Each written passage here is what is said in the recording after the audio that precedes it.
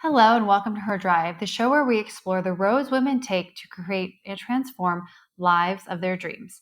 I'm your host, Cynthia Kremblett, intimacy coach, energy alchemist, and lifelong student of transformation. Each week, I bring you candid conversations with women who are forging their own paths, challenging norms, and leaving a trail for others to follow.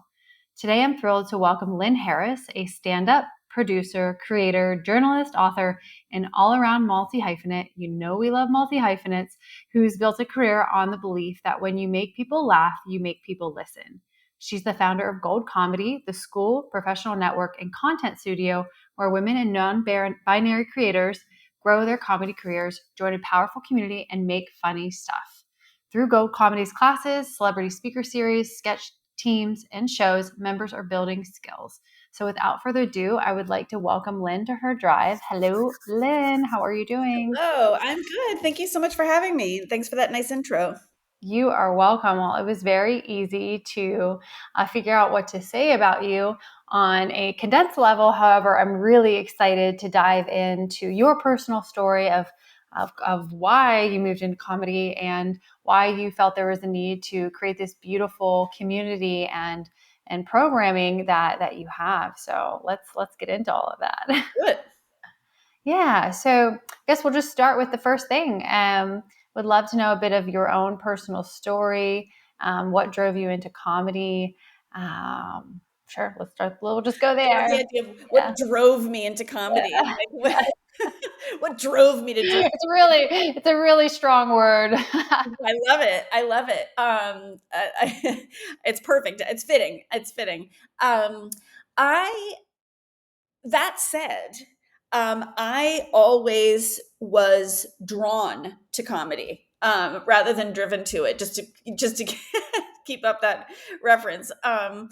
Meaning that I kind of knew it in my bones that I wanted to be somewhere around comedy, as opposed to at any point constructing some sort of 2, 5, or 10 year plan. I didn't have.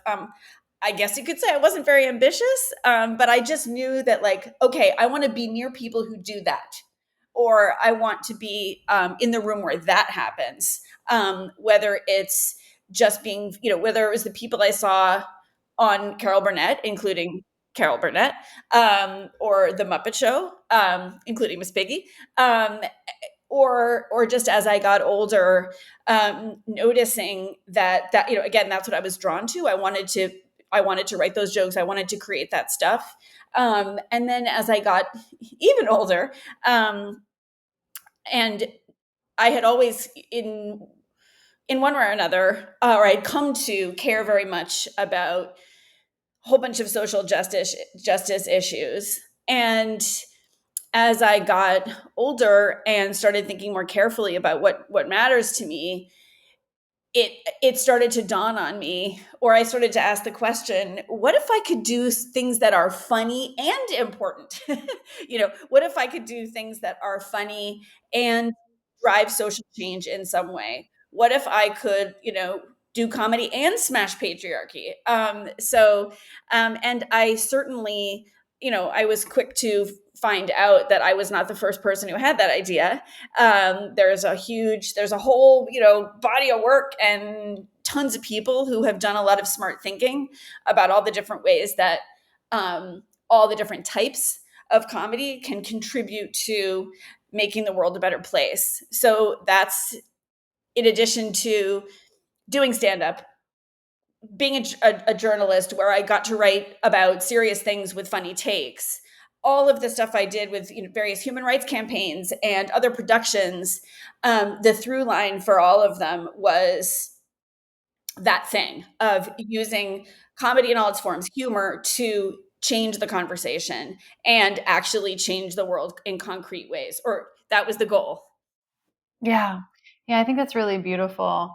And I would think for some, they would believe, well, these serious matters are not funny. How could you possibly find a funny tilt to them? But I think if we open our eyes wide enough, we can see quite often there's a lot of humor that's added to serious matters, Totally. and it can bring people in that might not regularly pay attention.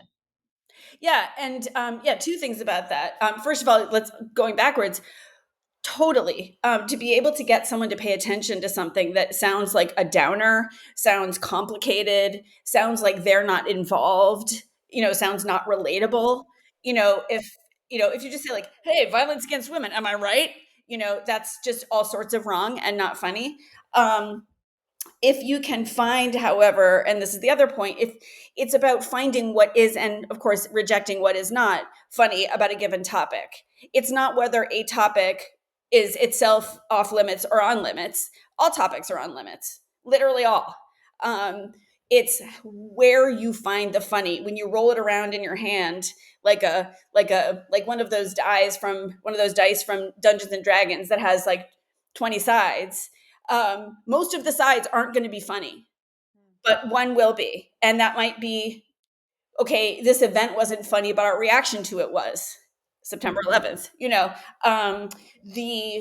Violence against, gender-based violence, not funny.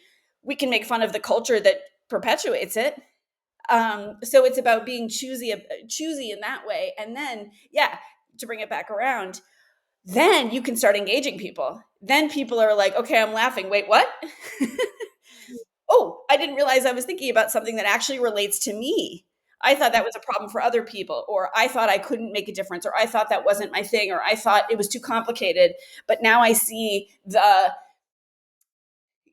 kind of the primal, most important issues that are at stake, and now I can actually engage with them because you lovingly tricked me into into doing it. Yeah. Yeah, I think that's fantastic. And another key word here is lovingly, absolutely. Yeah, no one's going to be drawn in if shame them for not being involved in an issue. Like that's not funny. It's not going to help. But if you can find a way to, a lot of comedy is really about connection, because if everyone gets a joke, not everyone's going to get the same joke, right? If I made a joke about my high school right now that was, some of them you would get, but if I made an inside joke about my high school, right, or an inside joke about anything you don't know about, or a joke about a country you've never been to, whatever it is, it might not connect the two of us. But if I make a joke about something that you get, then we're connected. So it is a way to not just kind of inspire individuals to feel like they're part of something or something is related or relevant to them, but also to bring people together who otherwise might not have as many other things in common. Yeah, perfect. And I know you mentioned kind of like rolling the multi-faced die around, but is there any other way that you can deduce into maybe a simple formula for someone to find funny? You mean in a tough issue, Yeah, or just sure. anything? Well, we can say anything. Well, I'll start with the first one just because I do have a really good one at the ready, which my friend, a comedian named Rich Duncan, came up with. In fact, when shortly after September 11th, when we were all doing stand up during that time, and there was no comedy for months because there just couldn't be. But when we started thinking about, well, if we could tiptoe back, what would that look like? Richie talked about how that you can think of topics as the rock and the ripple. So the rock could be September 11th. It could be, poverty. It could be anything that's just not inherently funny. And so you can't make fun of the rock. It's just not funny. It's not going to happen. But you can make fun of the ripples. You can make fun of like our fumbling reactions to something challenging. You can make fun of the culture of the messed up culture that gives rise to bad things happening. You can punch down. You can punch up all you want at the people who have a hand in like those really bad rocks. But that's all ripples. I see. And so, yeah. And other than that, broadly speaking, generally, there's not one way to describe this, but generally, when you laugh at a joke, you're typically surprised, meaning that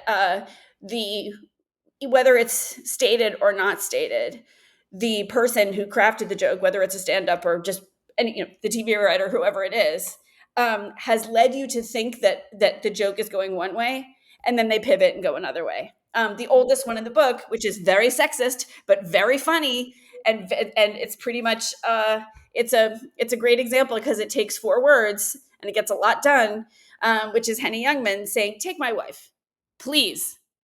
And you think he's going to be like, "Take my wife, for example. I'm going to talk about her for a minute," right? Then he goes, "Please," and that's the pivot, and that's the twist, that's the punch. There's a so fundamentally most jokes, if you really analyze them, kind of, you can find a setup and a punch in there somewhere. You can find the misdirection and the payoff in there somewhere.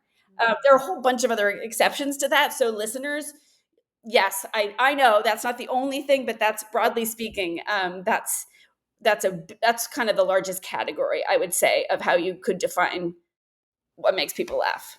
I see. That makes sense. And is there an art to balancing humor and vulnerability in storytelling? Definitely. It definitely takes practice. So it's not magic. It's not you either got it or you don't. It really takes practice, but because there is this sort of this sweet spot that takes practice to find, or at least careful thought to find, between real on the one hand, real self-deprecation and kind of, let's call it, oversharing, for lack of a more elegant word, and on the other end, not being vulnerable, but being so unvulnerable that people are like, there is no journey here, like, you were fine this whole time, we didn't go with you on this story, whatever it was. You started out great and you ended up great, like, what? Nothing happened. So that could be like a funny anecdote, right? Or maybe it's good stand-up, won't be a good story. And so the sweet spot in there somewhere is being vulnerable enough to be authentic, overused word, but there it is, and kind of truthful about whatever the challenge it was, or how you made a bad choice or handled something poorly, whatever it is, but never to the point of where the audience thinks you haven't really worked this out yet. That's where the sort of, even though self-deprecating can be a deliberate style of humor, even when you see the most self-deprecating storytellers or comics, you know that it's part of their craft. You don't feel like they're just reading from their journal. Yeah. So it's like, I don't know what to call that sweet spot, but like, over here is like uncomfortably self-deprecating, and over here is too shiny. And somewhere in the middle is where I think the best, since you asked about storytelling, which is a type of comedy for sure. Not all stories are comedy, but and not all comedy is storytelling. But I honestly, I love comic storytelling. So, but anyway, is somewhere in the middle is sort of the magic of a really great story that makes you laugh and cry and laugh and cry and laugh. Yeah. Yeah, it's so interesting that you bring up that there's different types of comedy. And throughout my lifetime, I've had the honor of observing what I think is a vast variety. But if you could kind of silo them or define them, what are the main types of comedy?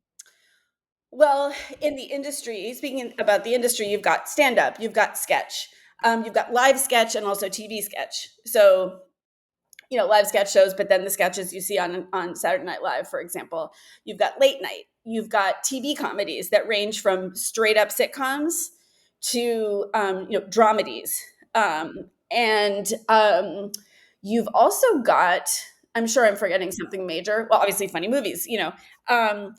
But you've also got and like everything on the internet. There's I would call them like micro sketches. All of those itty bitty TikToks and Instagram reels that are hilarious in under a minute. Those are sketches. They're just really short.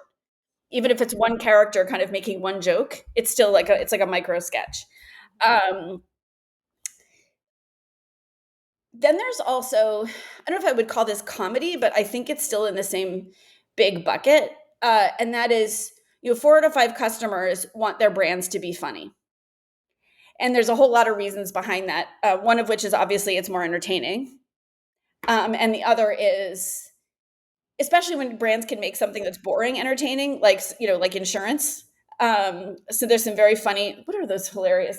Now that I've raised it, I can't think of which company it is, but in any case, when a company can take something that's inherently already completely boring, and find a hilarious way to talk about itself, that makes you like that brand. Again, not just because it was entertaining, but because it, and this is where the science is, it actually inspires trust. Because it makes you think, that company is like trying hard to reach me. That company is really thinking about their brand identity. That company isn't scared. That company isn't just like content with being the same as all the other guys, right? And so the point about comedy there is that if brands want to work with agencies that can help them be funny to help their brand identity be funny, someone's got to write that stuff. So a lot of people wind up doing, people who still do comedy or who are kind of too tired to stay up late and do stand up, but still do, comedy related stuff, work for agencies or run social media accounts and that kind of thing, so that they're still using the comedy skills in a different area. So I would include that if I was going to mention everything, I would include that. Yeah, that makes perfect sense to me. And I don't know if this is the company, I can't remember who it was, but is it Allstate, like the mayhem guy? Is that the one you're talking about with like always creating mayhem?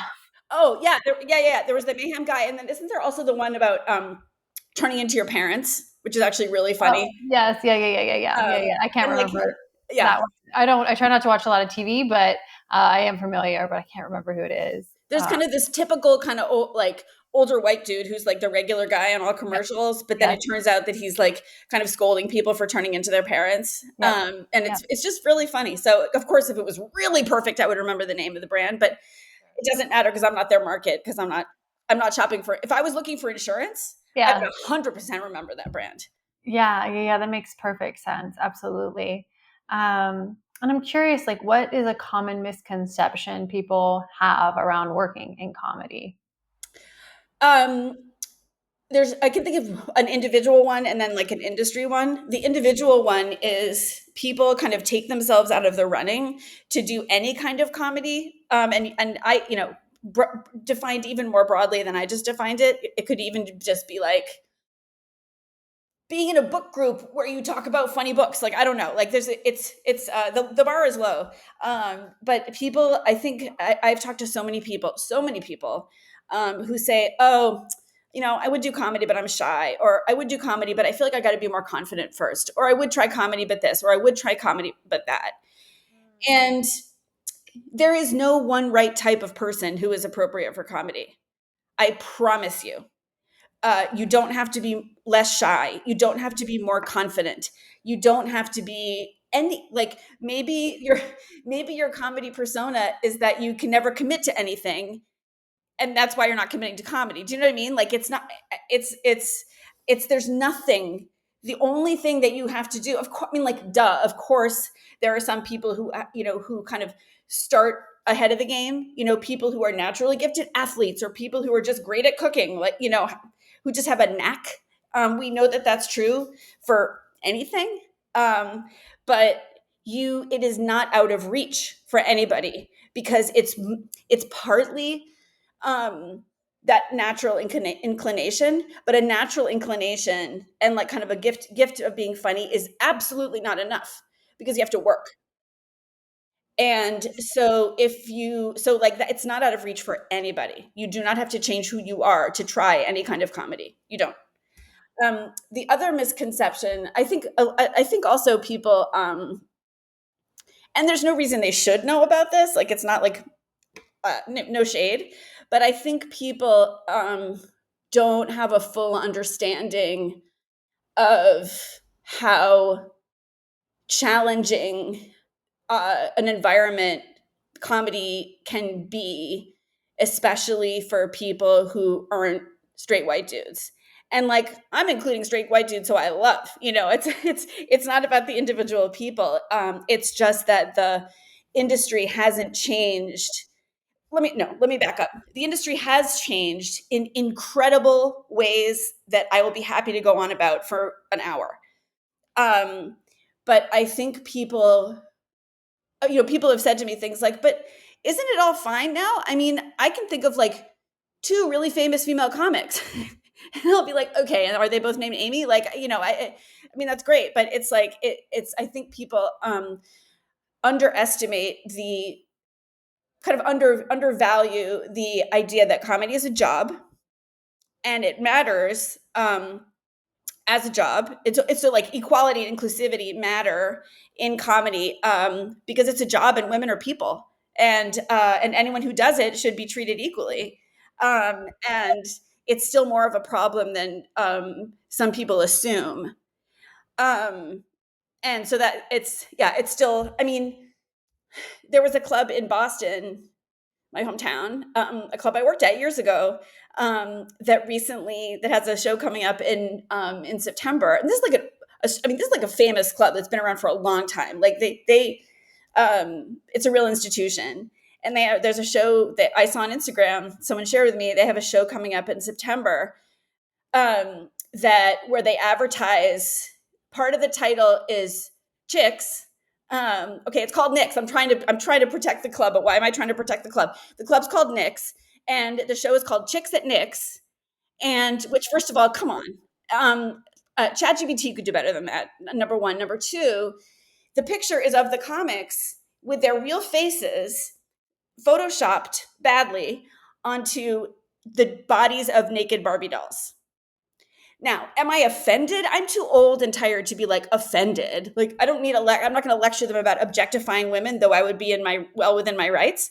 I'm just like, how do you not know that that you are treating the people you employ as that you are like subdividing and differentiating between the people you employ and the people who, by the way, who bring in audiences to you.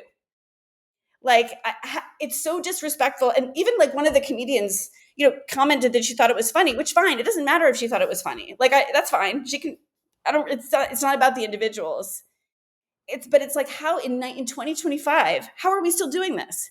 How are we treating women comics as chicks and men comics as comics?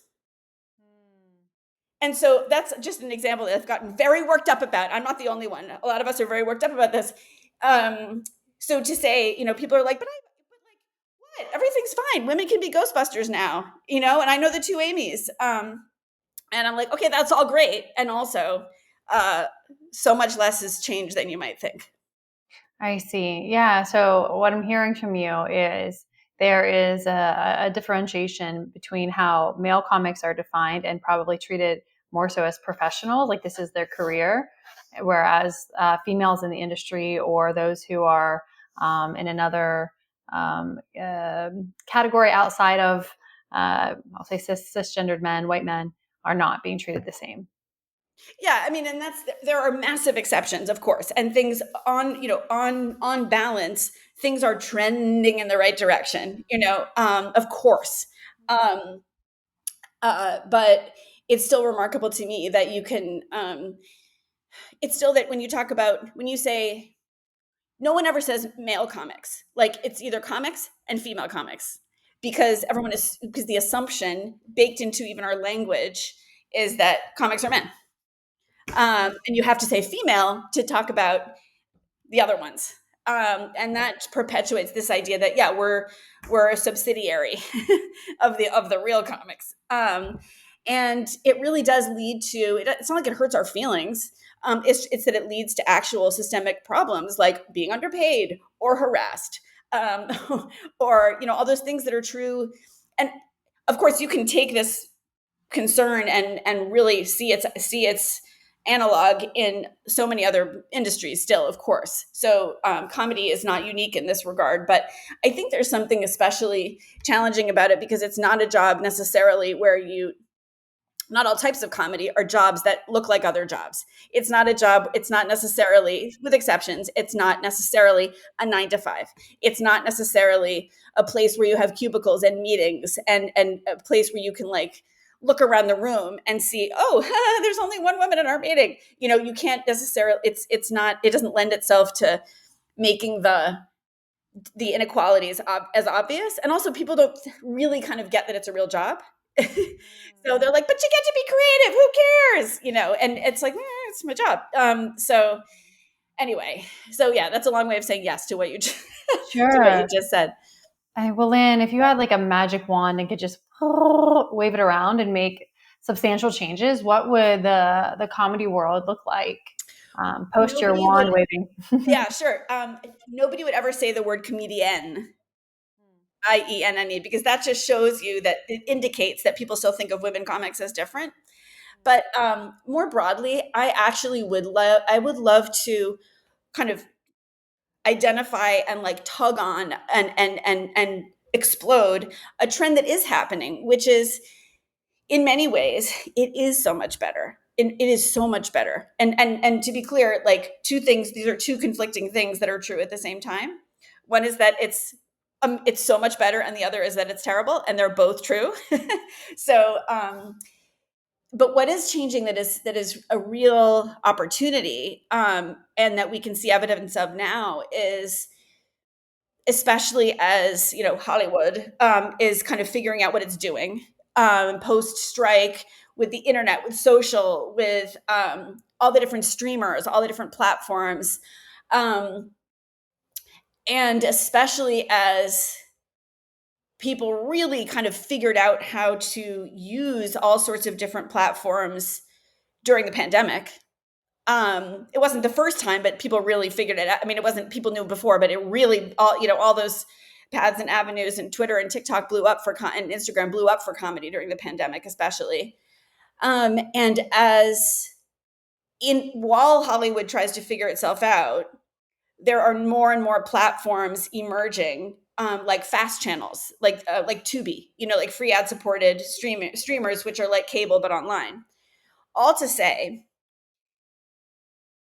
in some ways, I don't want to overstate this, but in some ways, the world of the industry is more accessible, because you just people who you don't have to have like gone to Harvard with the guys from the Lampoon to get a job.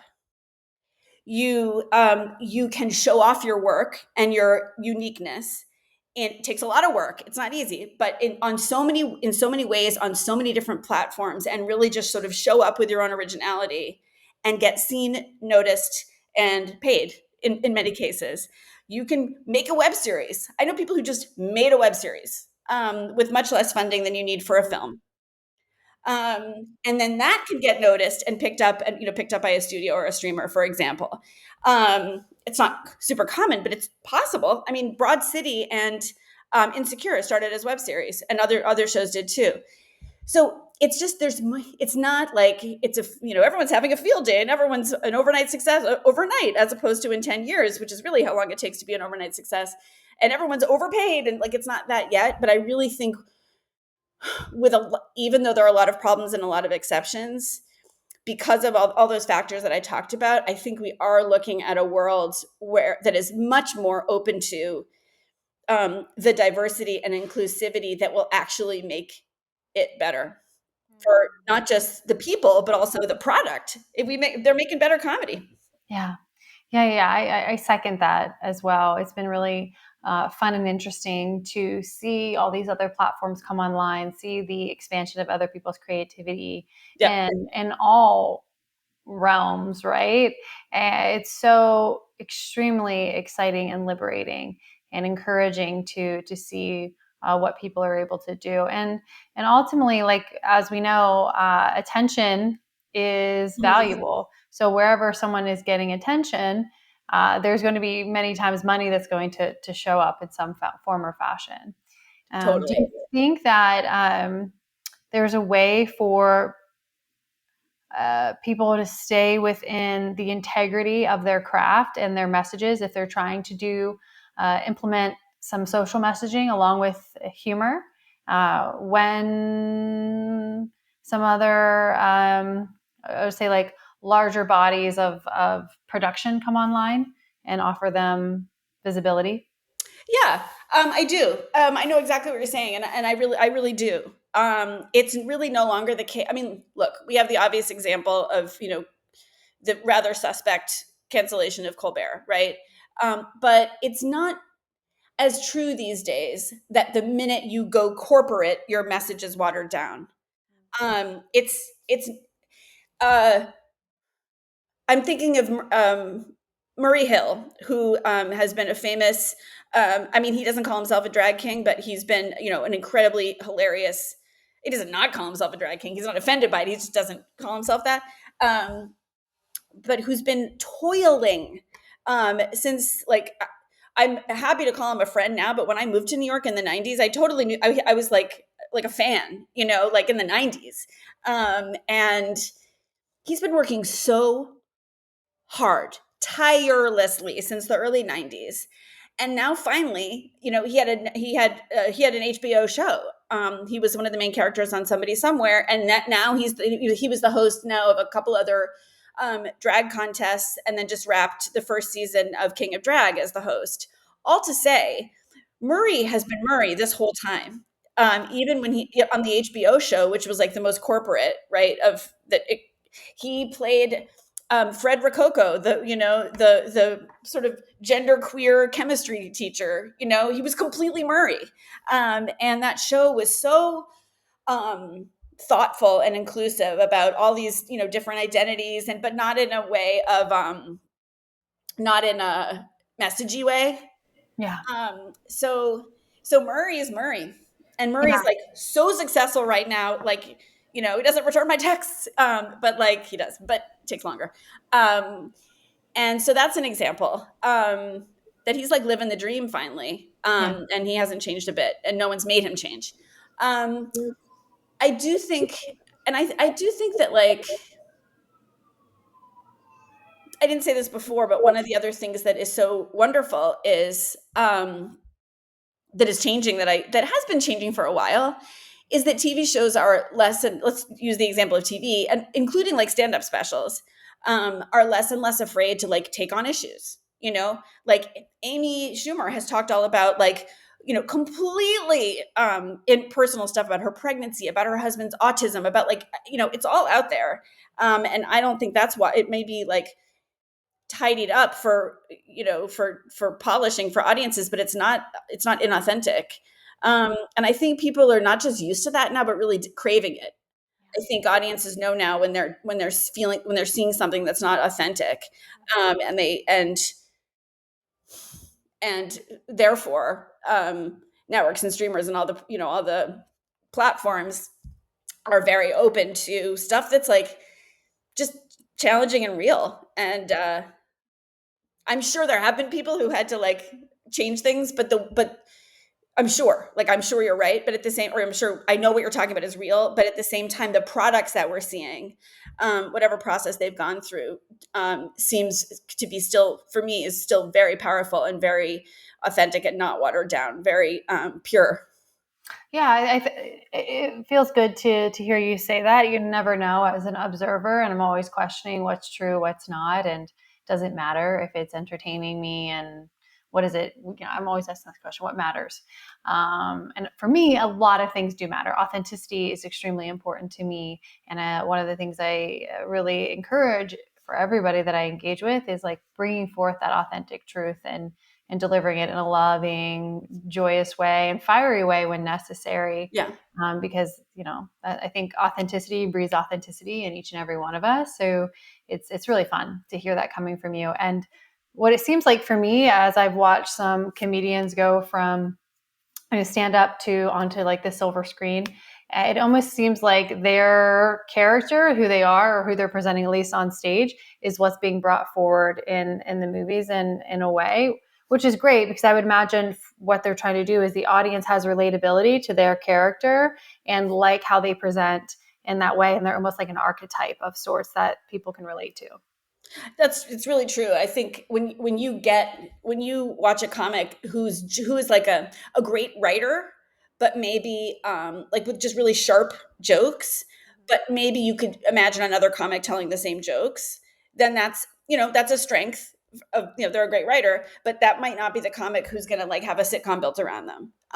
Because the ones who, as you're saying, who kind of come to it with a clear persona and everything about their comedy comes from that persona, are going to be the ones who, wind up getting those jobs.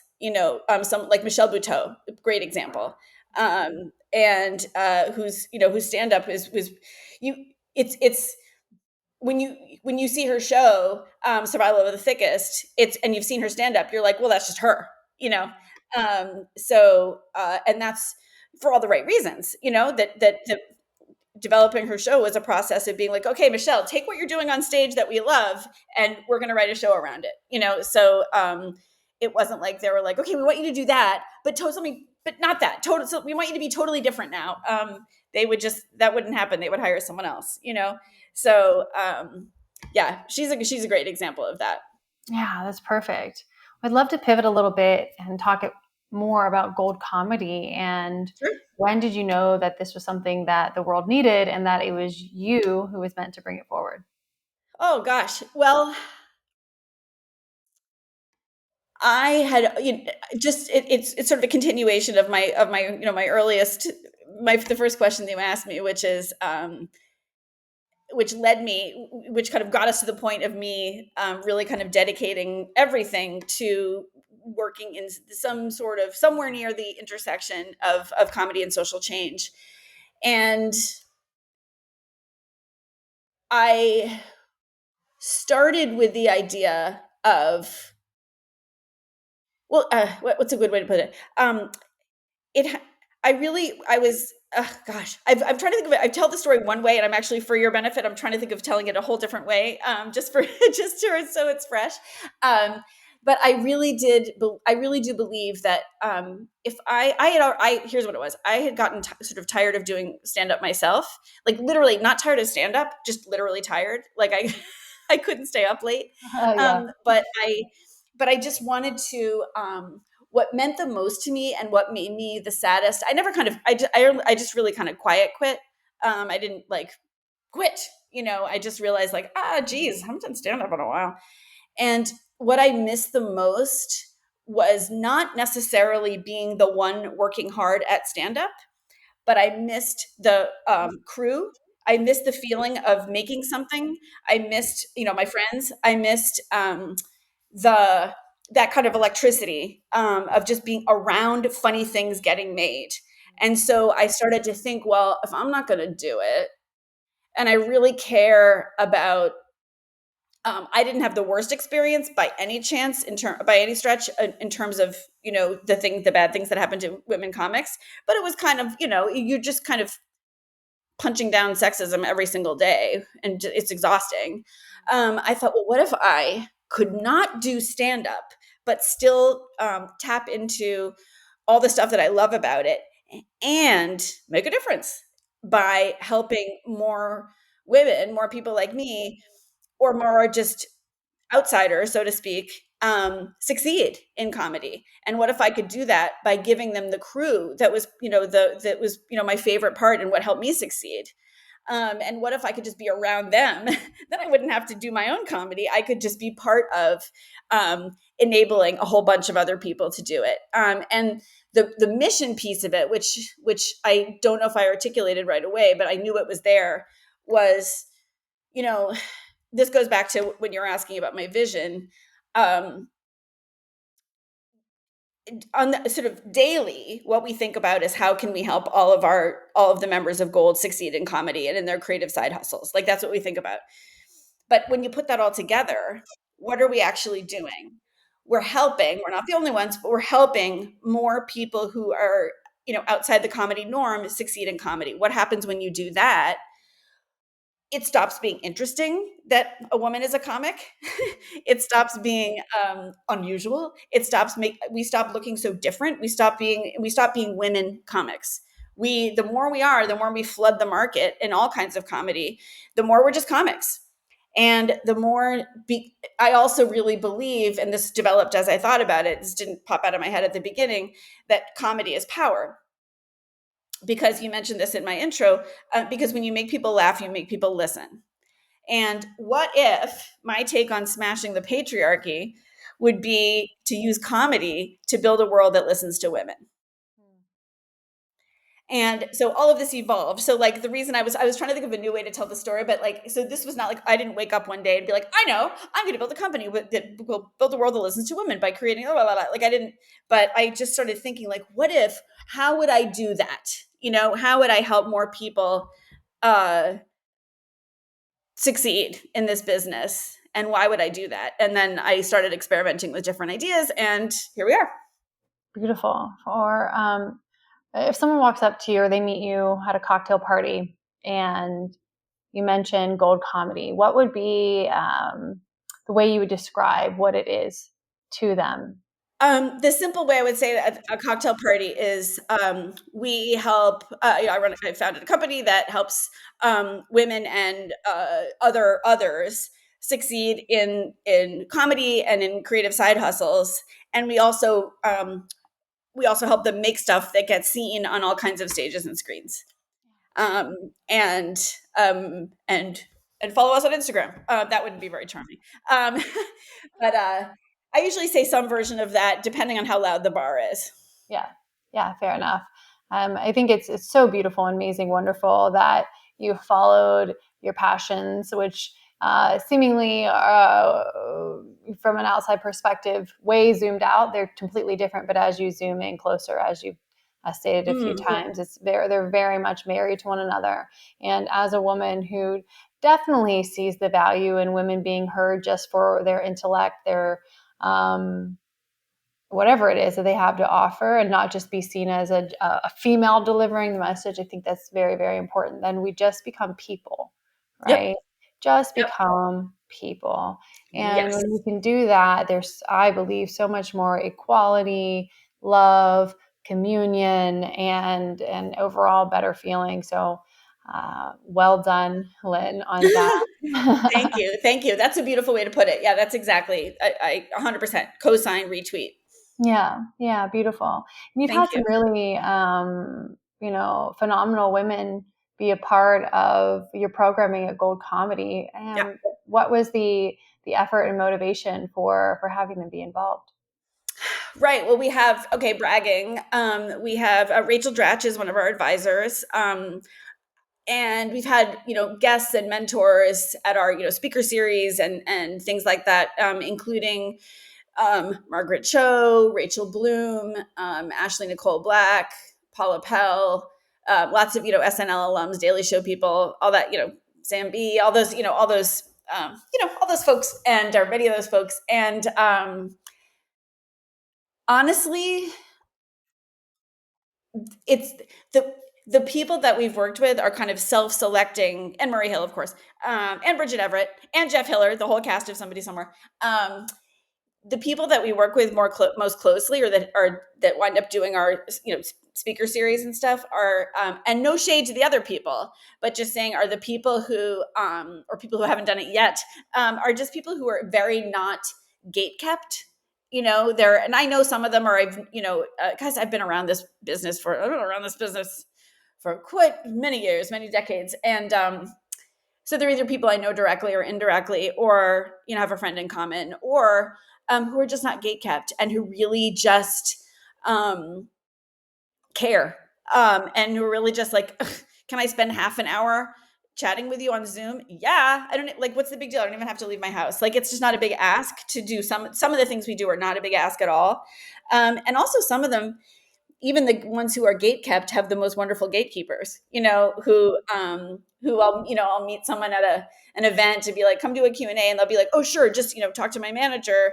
And I will. And the manager will be like, this sounds amazing. Of course. Like, so I don't mean to say that all, that all bookers and managers are what's the word I'm looking for? Say no all the time. They don't. But they generally, it's because it's not a big ask to spend half an hour supporting in the event, in the example of our speaker series.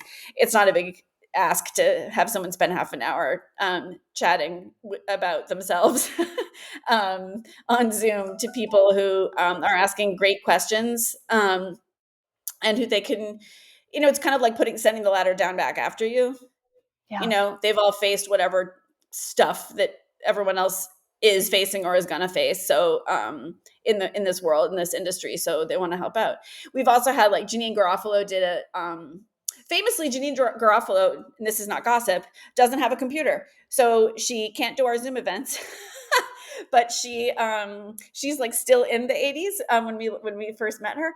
But we love her, love her, love her. And she has done, for example, she does a cameo in one of we have teams that make sketches, that make video sketches. And she did a hilarious cameo for us in one of those videos. So she did it. She's done stuff, but her way, where she could show up in person and not on a computer.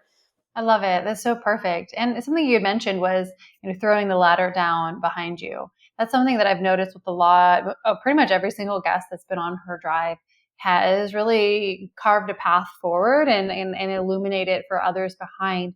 And kind of leading into this question is, if you could go back in time, being the person you are now, with the wisdom, experience, etc., and give a younger you some words of wisdom and kind of give younger Lynn a little torch, what would those words be, and to what age would you travel and give that wisdom? Plant corn early. No, that was that was a tip I was given when I was working as a waitress in a cocktail bar. Working out as a waitress, I was like 14, and some old guy was like, "Hey, Lynn," because I had a little name tag. "Hey, Lynn, come here. You want a tip?" And I was like, "Sure." Walked over, and he's like, "Plant corn early." I was like, that is both so offensive and also hilarious, um, such that I'm repeating it today. I would say stick, find and stay with the people who light you up, who you can be yourself around. That's true professionally. It's true personally. And I was actually pretty good at that when I was a kid. I think my mom kind of instilled that into me. But like, if they're not laughing, they're not your crowd. If you don't feel if you feel like you have to adjust for them, they're not your people. And I probably would have told myself that in high school for sure. And there have been times also, like even on my like entrepreneurial journey, where I'm a creative person and all that stuff, but I'm also a founder. So I would put myself into a lot of founder spaces, many of which were wonderful and welcoming, and they totally got me, and many of which weren't. And I would come home feeling like something was wrong with me, and maybe I'm not a good founder. But then I was like, no, there are lots of kinds of founders, and those are not my people among founders. It's fine. It's totally fine. They're not my people. So that's a huge one. Yeah. Yeah, I totally relate to that one.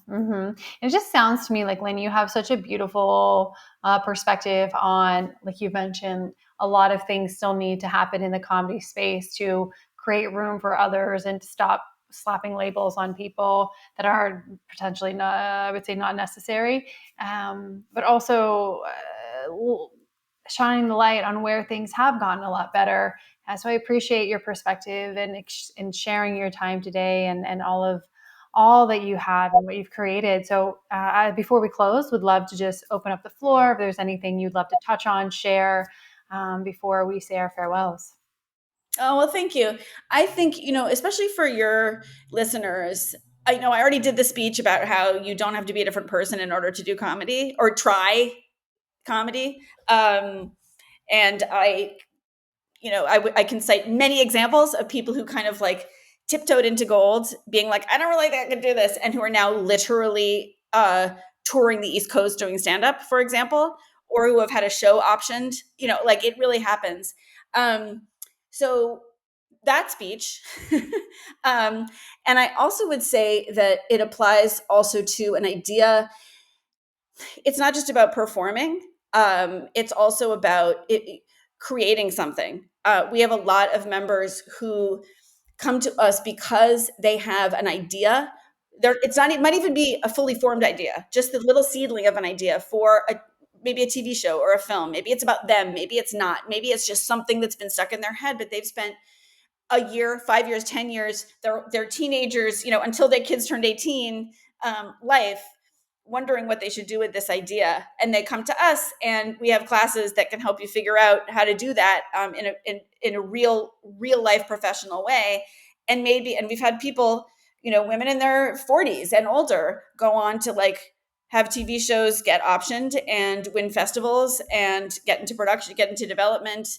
So like, you don't have to, again, not just that you don't have to be a certain type of person, have certain characteristics. You also don't have to have spent your life in the industry. You don't have to know someone fancy in Hollywood. You really can, if there's something if there's something you want to try or something you want to create, you can do it now. Ooh. Oh, I hear you. I hear you on that one. Absolutely. Well, Lynn, thank you so much for being here. Final question: where can you and your work be found?